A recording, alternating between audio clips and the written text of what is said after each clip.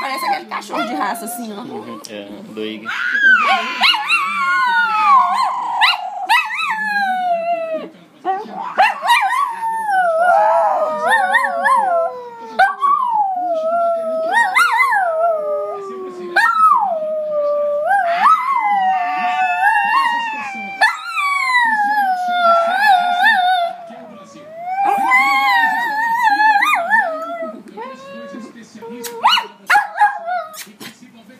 Chega.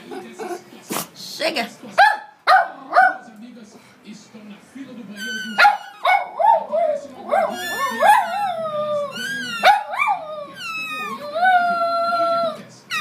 Ela tá se achando que ela tá sabendo que tá sendo filmada, porque ela não é disso.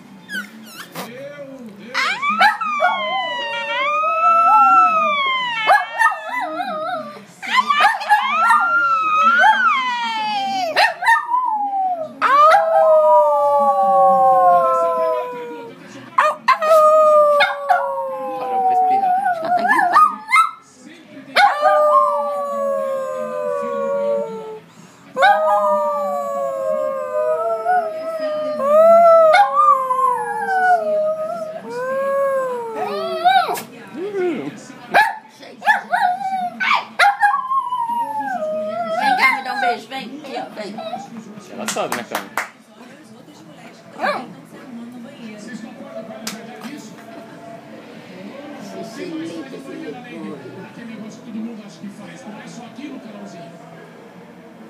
Faz várias coisas no banheiro, passa batom, mulher principalmente, porque é o que ela tava falando, se olha no espelho, vê se a roupa tá legal. Por isso que tem essa filha que a gente tá vendo aí.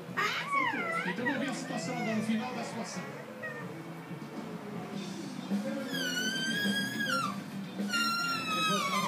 Eu acho um absurdo. Um shopping desse tamanho só tem um banheiro feminino. Sério? Sério, já situação.